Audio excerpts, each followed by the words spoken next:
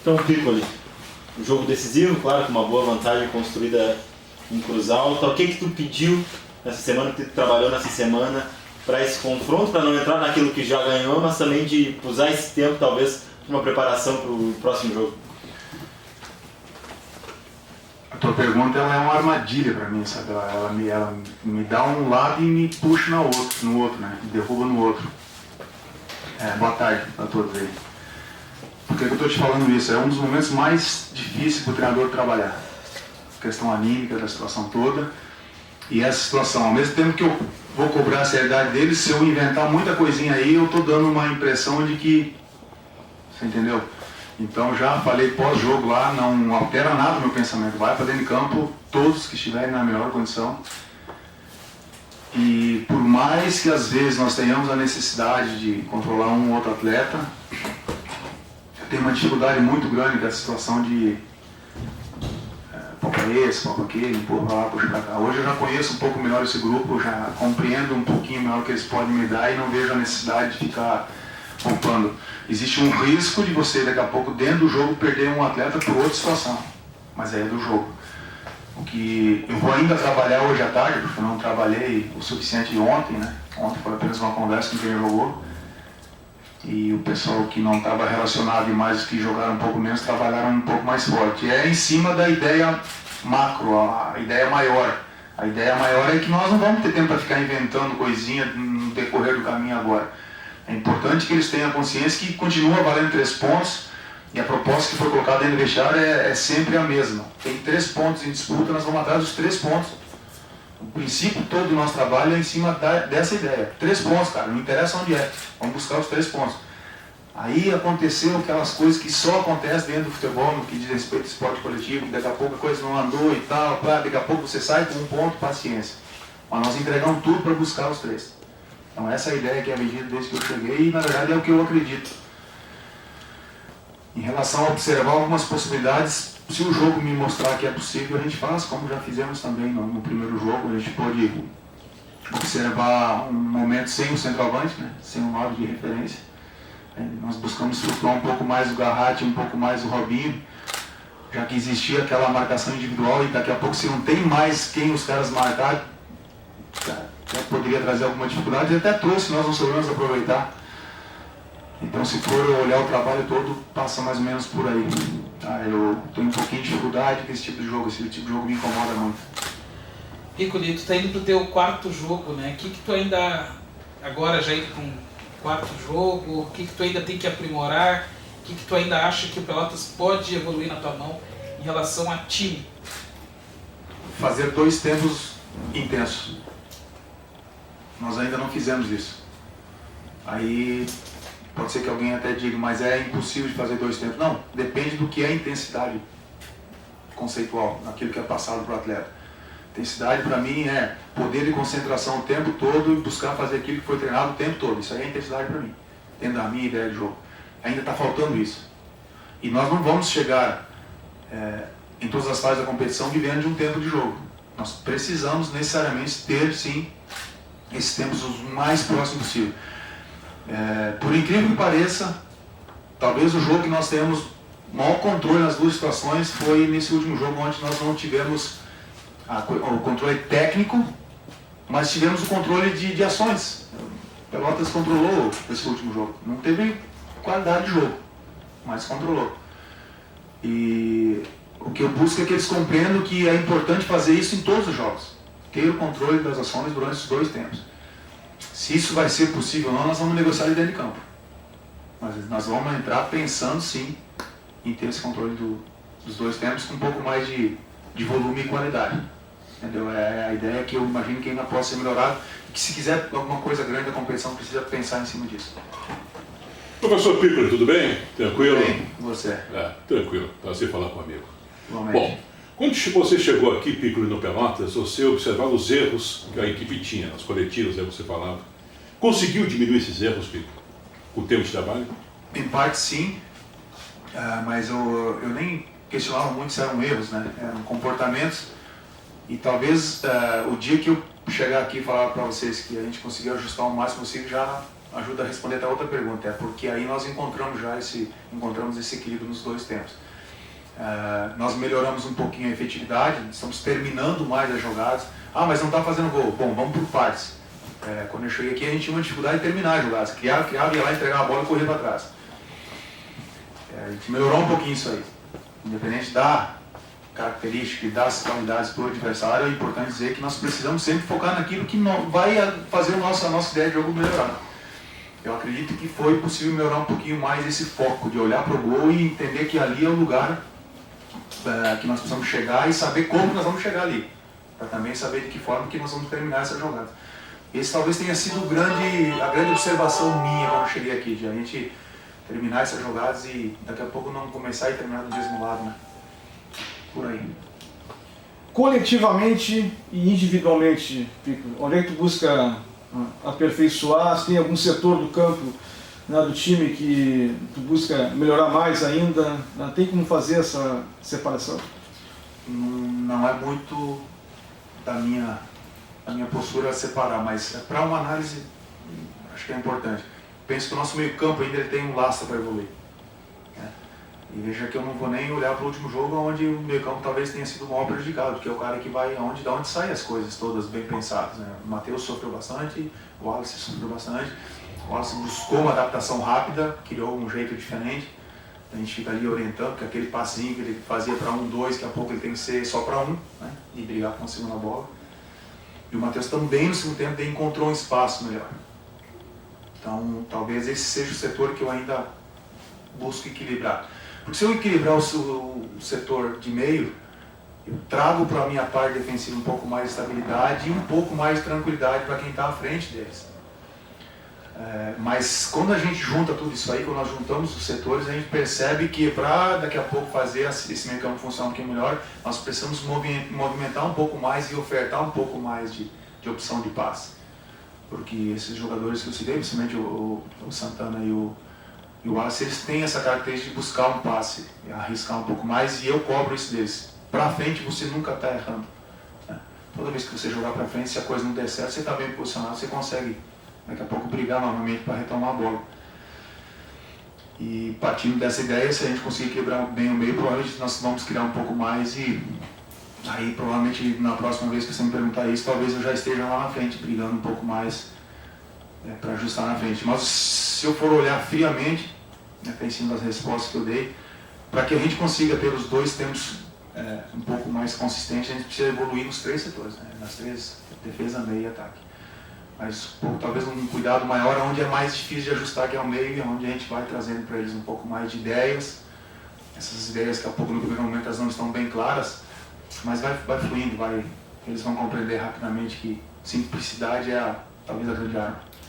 Dentro desse ponto de concentração, você acredita que para esse momento da competição, de mata-mata, teu trabalho principal, entre aspas, seja em gerar comportamento dentro dos treinamentos ou uma conversa, uma questão mais mental e psicológica? As duas, elas estão interligadas.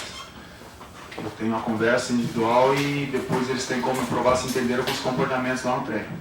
Então está tudo interligado porque, como eu falei para vocês no dia que eu cheguei aqui, não tem conversinha torta, né? Para isso deu. Não tem muito tempo para dispersar. E o que eu espero para amanhã é uma equipe envolvida e comprometida com o jogo, com aquilo que nós queremos dentro da competição. É assim que se respeita um adversário. Você vai para dentro de campo e faz a sua parte bem feita. Tu tens a volta de algum jogador, por exemplo, como Tato, e tua escalação da última partida tu falou que dependia de alguma estratégia em relação a Pablo, Jô. Muda para esse ou tendência é manutenção? A ideia é manutenção. Porque eu vejo uma característica muito igual do jogo para aqui. Entendeu? E não é questão de reserva ou titular. O Pablo sabe disso. Para ele ficar atento, não só o Pablo, o Garratti, que vem começando a entender um pouquinho mais. O Garratti, eu estou tendo um pouquinho mais de dificuldade de ver o que eu posso tirar dele para poder ajudá-lo aí no crescimento. Mas para todos, né? Fiquem atentos. Em relação especificamente a isso aí, o Jô adapta muito rápido. O Jô é um jogador já com um conhecimento de causa um pouquinho mais rápido lá. E o Pablo me permite mudar a velocidade do jogo.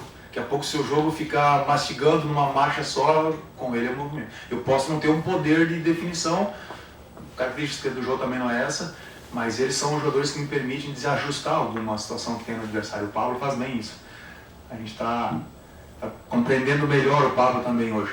Mas a ideia não é... Eu, sinceramente, não penso em mexer na equipe para esse jogo. Até porque, senão, daqui a pouco, aquilo que eu posso estar pensando em criar durante o jogo, eu queimo logo na saída e volto para a mesmice.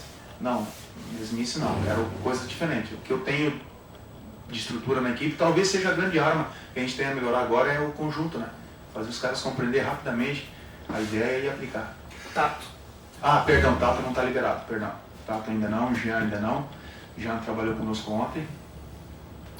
Gabriel já está numa condição melhor. Tatá não, Tatá também não. Eu sigo com praticamente os mesmos, perdão.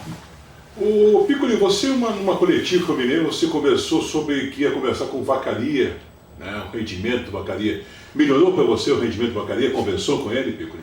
Melhorou, mas ele tem laço para mais. Tem laço para mais. Eu penso que esse jogo já foi um jogo que nós precisamos muito, foi muito importante a presença dele. Tem comportamentos que ele ainda vai melhorar. Faz um tempinho que ele não trabalhava mais comigo, né? Então leva um tempinho também para entender algumas coisas. Mas ele tem laço, todos têm laço para evoluir. E eu não sossego, ainda mais com quem eu conheço. Porque esses atletas que por algum motivo já disputaram competições importantes, e aí daqui a pouco no segundo semestre eles tiveram que dar um passinho atrás, eles precisam fazer uma reflexão profunda. O que está acontecendo? Por que daqui a pouco no segundo semestre, isso não tem nada a ver com Pelotas, eu estou falando de competição, que é uma reflexão que eu também faço o tempo todo. E a possibilidade de uma evolução, de um crescimento deles é em cima dessa reflexão. O desenvolvimento mental e pessoal deles precisa ser constante. E a zona de conforto, você já sabe mais ou menos como é que funciona, estou sempre dentro da mente deles. Até os caras conseguirem encontrar uma forma de fazer sozinho. Mas tem laço para crescer. Melhorou. Passou um jogo sem olhar para mim, né? Sem fazer... Então já melhorou. Pouco ainda, tem mais. Chegastes lá com um grupo praticamente formado aí já, Piccoli, nesse pouco tempo de trabalho. Pelo elenco que tem o Pelotas, tu tens nas mãos, né? Por aquilo que tu estás analisando também dos adversários. O Pelotas tem time para bater de frente com qualquer adversário nessa competição? Tem. Mas precisa estar mentalmente forte. E o entorno também. Precisa estar em harmonia. Não se ganha jogo com a camisa. Já foi esse tempo aí. Nós precisamos saber o que nós temos em mãos, precisamos saber como é que são os adversários. E se você tiver conhecimento do que você é capaz de fazer, se você entender bem e compreender como que é o seu adversário, você tem grande chance de vencer os jogos, as batalhas. Isso foi o que eu falei antes do jogo, inclusive diante do Cruzal. Não subestime. Entra para vencer. Se fosse de 1-0, não interessa. Vence o jogo. São características diferentes. Nós temos condições sim de avançar na competição, mas isso tem que ir lá para dentro de campo. Tudo que a gente falar em relação à condição, capacidade, isso vale individualmente para o atleta e vale para a relação de análise aqui fora. Nós temos que levar para dentro de campo. Mas ainda não testou exatamente isso aí. Então, infelizmente, ou felizmente, ou sei lá o que, nós vamos testar dentro da competição e é possível que daqui a pouquinho a gente já tenha alguma coisinha boa aí para o duelo. Não pode subestimar a competição. Ela vai afunilando, esse tal de mata-mata é, na minha opinião, muito pessoal. É uma forma de você oportunizar aqueles que talvez não invistam tanto. Porque o mata-mata, se no teu dia tu investiu pra caramba, preparou, criou uma estrutura, naquele dia o teu time por algum motivo não está bem, o outro que não está... Eu fui campeão na Copa do Brasil, você não é clube. Então é uma competição de mata-mata, ela é boa, ponto. Mas se você é um investidor, se você coloca valor, ela é perigosa e nós temos que saber que ela é perigosa. Ele vai se fazer em campo. Mas tem condição sim, tem condições de fazer uma competição interessante. De novo, o pezinho no chão, sabendo que tem muita armadilha e às vezes você olha só para as pedras grandes e você tropeça numa pequena. A gente já viveu isso na nossa carreira de atleta e hoje como comandante também. Então, experiência é quando a gente aprende com aquilo que viveu. Vamos ficar atento nisso aí. Dentro dos mata-matas, como tu falou, Piccoli, às vezes surgem adversidades, daqui a pouco o time não consegue encaixar aquilo que treinou no jogo. Como é que tu vê o grupo para dar essas respostas, se precisar não jogar do jeito que for, mas no mata-mata tem que vencer, principalmente para sair dessa realidade do que é a Copinha para buscar um cenário nacional? Em primeiro lugar, era importante que eu tivesse resposta do grupo, compreender melhor, porque você às vezes precisa mudar aquele encaixezinho que está ali, que é um padrão que isso, vocês vão me conhecer mais tempo, vocês vão ver que me incomoda um pouquinho o padrão, sabe, essas linhas encaixadinhas e tal. Então você criar isso, nós temos já uma ideia que ela é apresentada no dia a dia. Muita mobilidade, olhar para o jogo, adaptar rápido a situação, mas é importante já ter uma carta na manga ali dentro do vestiário. A gente está trabalhando algumas ideias diferentes, mas eu confesso para você que uma das coisas que mais me frustra como treinador é me tornar refém de sistema ou de atleta. Refém de sistema, eu confesso que não estou aqui, eu já pensou alguma coisinha diferente disso. Mas em algumas posições eu estou com um probleminha e talvez essa questão tática que seja possível a gente mudar para ter daqui a pouco 2 atacantes ao invés de 1. A gente está amadurecendo essa ideia, eu já venho conversando com eles. Daqui a pouco você fica sendo Giovanni, você precisa espetar dois perninhas rápido, enfim, não sei. Essa é uma possibilidade que a gente vem trabalhando para não daqui a pouco ser surpreendido. E por essa primeira rodada da Copa Silvernagem, você falou em Pedra Grande, Pedra Pequena. Não sei se você quer falar, mas surpreendeu alguns resultados aí dessa primeira rodada? Você observou? Não. Acho que para muitos, ou para alguns, talvez o Caxias do Santo Anjo, mas se você olhar as imagens do jogo, teve fatalidades ali. Foi um gol do Caxias sofreu o primeiro gol, foi um gol que foi atrasada a bola para o goleiro e a bola no gramado entrou. Nós já vimos conversar antes do nosso jogo, não atrasa a bola no nosso goleiro. Se tiver que errar, é para frente, que nunca vai ser um erro, você vai estar bem posicionado. Mas eu não vejo que tenha surpreendido, não. O pessoal falou também do Cruzeiro contra o Aimoré, mas o goleiro do Cruzeiro trabalhou demais no jogo. O Aimoré, se tivesse acabado 4-1 com o Aimoré, então não teve assim muita surpresa. Eu penso que tem que ficar esperto com o segundo jogo. Tem coisas que vão se ajustar ali. Aí sim, dependendo do que acontecer em relação à classificação, nós podemos ter surpresa sim. Daí eu vou até considerar alguma coisa de surpresa. Mas eu quero esperar o segundo jogo. Algumas coisas estranhas, né? O Caxias perdeu pro Santo Anjo, o Santo Anjo não é um time que tem experiência, né? Chava tava por lá, enfim, tem uma galerinha por lá. Eu olhava muito atento pro Aimoré, conheço o trabalho do PC, então estava muito atento. Os outros eu vi jogar também na Jadense jogar, vi o Grêmio jogar, vi o Inter, tá tudo muito dentro da ideia. Não vi muita surpresa não. Tô falando sério mesmo, não me surpreendeu o Caxias ter dificuldade, o jogo ser equilibrado entre o Cruzeiro. São José Novo Hamburgo não mudou muito também. As outras lá, talvez 12 horas, mas é outra competição, cara. Vamos esperar o segundo jogo para ver o que vai acontecer. Nós também temos que ficar espertos, tá?